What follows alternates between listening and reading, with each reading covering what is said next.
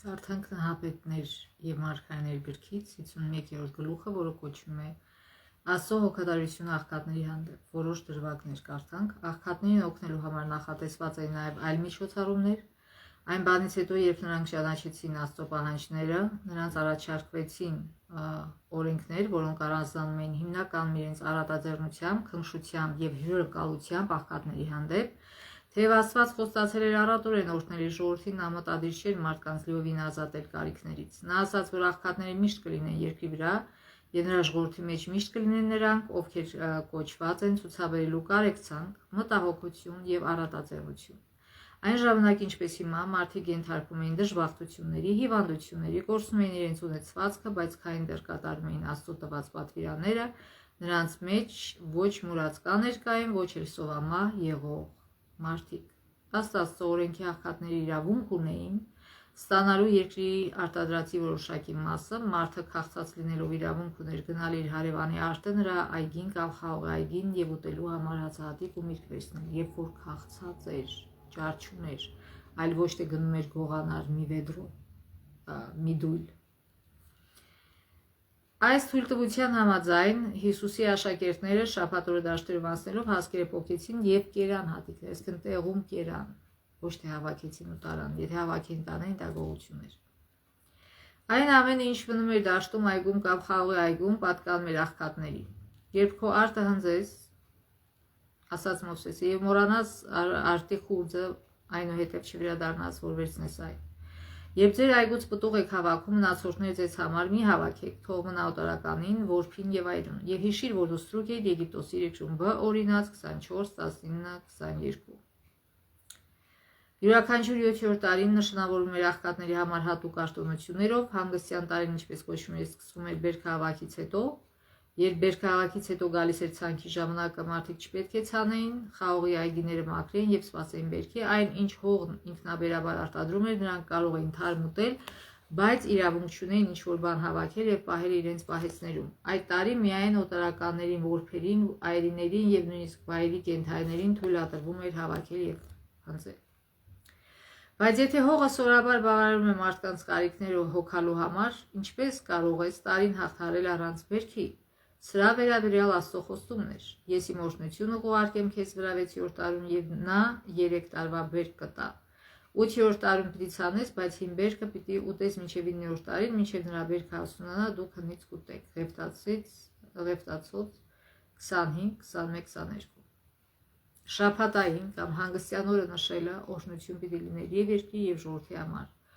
Հողը հանգստանում էր 1 տարի հետո առատ բերք էր տալիս։ Մարդիկ այս պահին հանգստանում էին դաշտային ծանր աշխատանքից, և թեև ժողովուրդը զբաղված էր այլ աշխատանքով,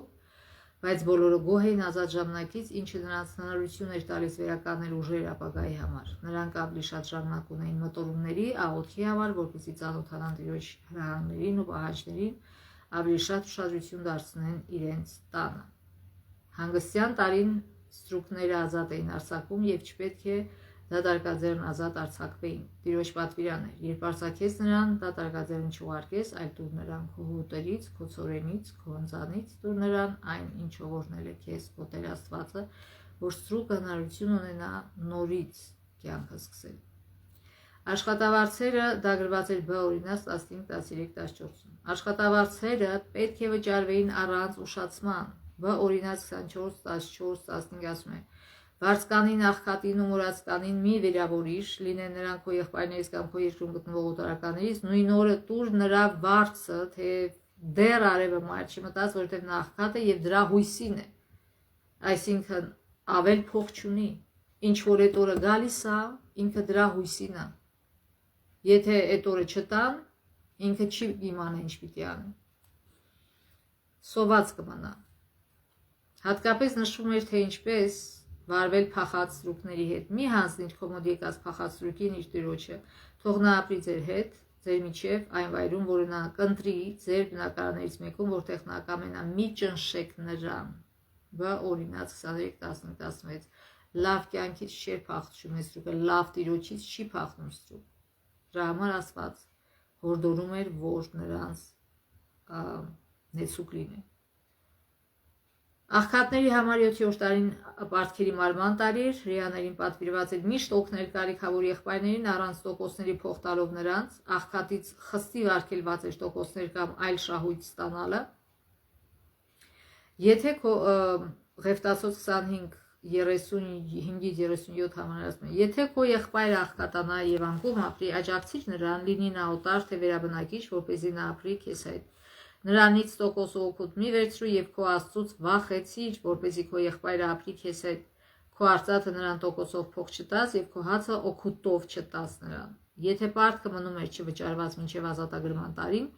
ապա այն ներվում էր եւ ժողովրդին լրջորեն զգուշացրին, որ այդ պատճառով չհրաժարվեն իրենց կարիքավոր եղբայրներին օգնելուց։ Եթե ունես քո եղբայրներից որևէ մեկը, որ աղքատ է, ուրեմն մի կարծրացրու սիրտդ եւ ձեռքդ մի փակիր քո աղքատ եղբոր առաջ, զգուշ եղիր, որ անօրեն միտքը չմտնի քո սիրտը եւ այնպես որ քո աչքերն անողորմ չդառնան քո աղքատ եղբոր հանդեպ եւ չմերժես նրան, որտեղ նա կաղաքի արտերը քո դեմ եւ մեղքը քո վրա կլինի, որտեղ աղքատները միշտ կլինեն քո երկրի մեջ, դրա համար ես պատվիրում եմ քեզ, բացիր ձեռքդ քո երկրում քո եղբոր, քո աղքատի եւ քո կարիքավորի առաջ, բայց ձեռքդ բացիր նրա առաջ եւ փող տուր նրան ըստ իր կարիքի ինչ որ պետք է։ Բաօրինաց 15, 7, 8, 9, 11 Ոչ ոք չպետք է վախենար, որ արատաձեռնությունը իրեն կբերի աղքատության։ Աստծո արարողություններին հնազանդվելը արատավորություններ էր բերում։ 7 շաբաթ տարիներից, 7 անգամ 7 տարիներից հետո գալիս էր մեծ շաբաթ օրը հոբելյանական տարին։ 7-րդ ամսվա 17 օրը քավության օրը հնչում էր հոբելյանական փողը։ Ամբողջ երկրում, որտեղ ապրում էր միայն ժողովուրդը լսում էր այս ձայնը Հակոբի բոլոր զավակներին հրավիրելով դիմավորելու ազատագրման տարին։ Մեծ քավության օրը Իսրայելի մեղքերը ներվում էին եւ ժողովուրդը ուրախ սրտով դիմավորում էր հոբելյանական տարին։ Այս տարի, ինչպես հանգստյան տարին, ցանկ հոբերգավակ չկար եւ այն ինչ ծնում էր հողը համարվում էր աղքատների օրինական սեփականությունը։ Հրեաստրուկների մի խումբ, նրանք ովքեր չէին ազատվել հանգստյան տարին, այժմ ազատ էին արձակվում, բայց հոբելյանական տարին հատկապես առանձնանում էր նրանով, որ բոլոր հողատարածքները վերադարձում էր իրենց նախկին տերերին։ Երկիրը բաժանվեց վիճակահանությամբ Աստծո հատուկ ուղղության համաձայն։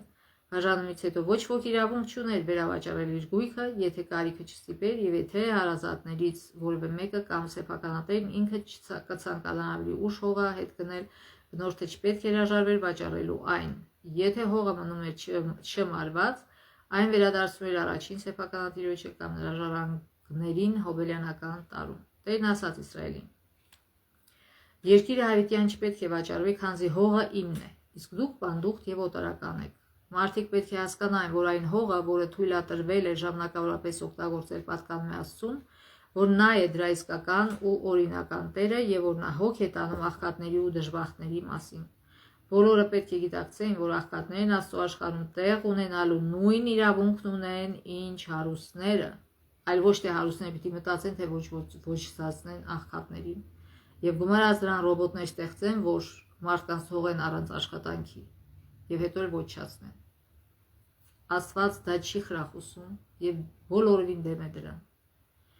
Ահա թե ինչ է արել ողորմած արարիչը մեղմելու տառապանքը եւ հույսի ինչ որ շող ու լույսի մի կայծ բերելու ընչազուրկների ու հուսահատների կյանք։ Մեր խնդիրը սա է,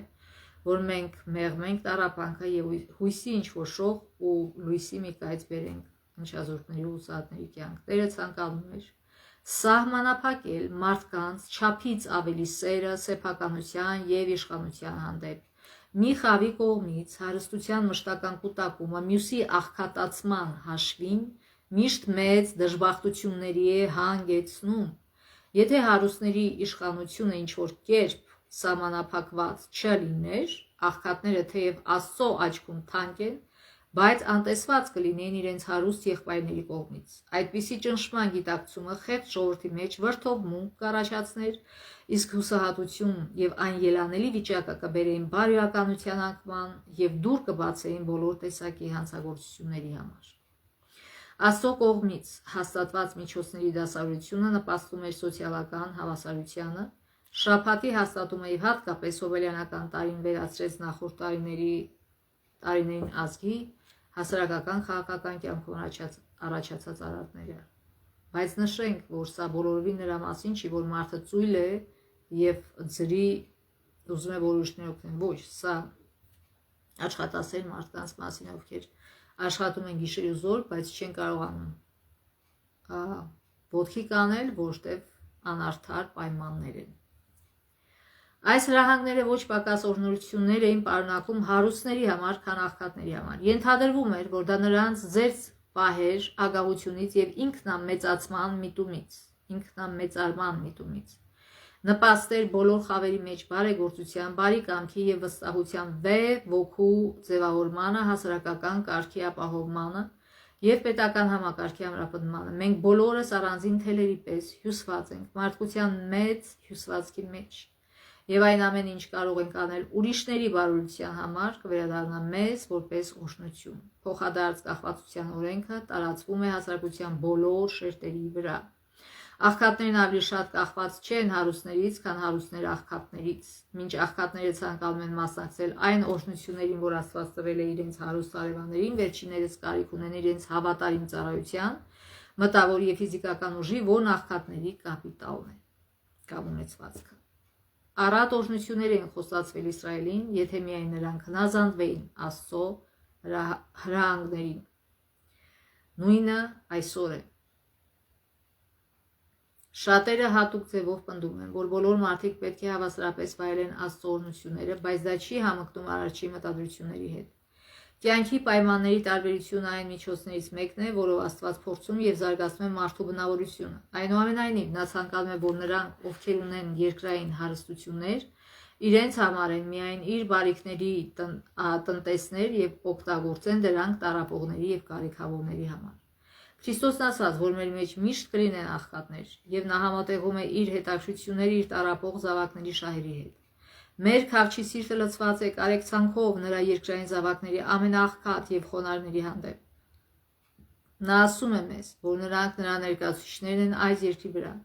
Նա նրանց դրեց մեր մեջ, որպեսզի մեր սրտերում արթնացնեն նույն սերը, որը նա տածում է տառապյալների եւ ճնշվածների հանդեպ։ Նրանց հանդեպ ցուցաբերած կարեկցանքն ու գթությունը Քրիստոսն ընդունում է որպես իրեն տրված։ Նրանց հանդեպ ցուցաբերված դաժանությունն ու անտեսումը նա վերցնում է իր հաշվին։ Եթե Աստծո կողմից աղքատների օգտին տրված օրենքը ուժի մեջ մնար մինչ օրս, Հիսուսը չի համեմատում իրեն հարուստների, նա համեմատում իրեն աղքատներին, ասում է, եթե ինչ-որ մեկին արեցիք, այսինքն սոված էր կերակրեցիք, ծարավեր ջուր տվեցիք եւ այլն, տուն հրավիրեցիք, որտեղ անտուն էր, ասում է ինձ արեցիք, այսինքն Աստված իրեն համեմատում է աղքատների հետ, այլ ոչ թե հարուստների հետ։ Եթե Աստծո կողմից աղքատների օգտին տրված օրենքը ուժի մեջ մնար մինչ օրս, որքան տարբեր կլիներ մեր աշխարհի բարոյական, հոգևոր եւ նյութական վիճակը։ Եսասիրությունն ու հպարտությունը չէին ծաղկի ինչպես հիմա, բայց բոլորը լավ զգացմունքներով կերաբերվեին ուրիշների երջանկությանն ու բարեկեցությանը։ Չէր լինի այնպիսի անհրաժեշտություն, ինչպիսին այսօր տեսնում ենք շատ երկրներում։ Աստծո կողմից հաստատված սկզբունքները պետք է կանխեին սարսափելի չարիքը, որը դարերի ընթացքում բխում է հարուստների կողմից աղքատների ճնշումից եւ հարուստների նկատմամբ աղքատների ատելությունից ու անվստահությունից։ Խոչընդոտելով ահռելի հարստության կուտակմանը եւ անսահմանափակ շքեղության ձգտմանը, նրանք կկանխեին տասնյակ հազարավոր թշվառ աղքատացած ստրուկների տգիտություն ու այլասերումը, որոնց հաշվին ստեղծվում է այդ վիթխարի հարստությունը։ Բայց այսօր հակառակն է տեղի ունենում, հենց ամեն ինչով նպաստում են տգիտության ու այլասերմանը, որպեսզի հետո էլ ոչնչացնեն, ասեն սրանք անպետք մարդիկ են, ոչնչացնենք, չէ, պետք է իրենց կրթել եւ ոտի կանացնել, ոչ թե թողնել տգետ եւ ասել լավ, սրանք անպետք են, գցենք, ոչնչացնենք։ Նրանք կնպաստեն այն խնդիրների խաղաղլուծմանը, որոնք այսօր սպառնում են աշխարհը տանել դեպի անարխիա եւ արյունահեղություն։ Աստված մեզ օրհնի, որ մենք լսենք Աստծո խոսքը եւ նաեւ Աստծո մարգարեի խոսքերը։ Ձեզ բարի օր։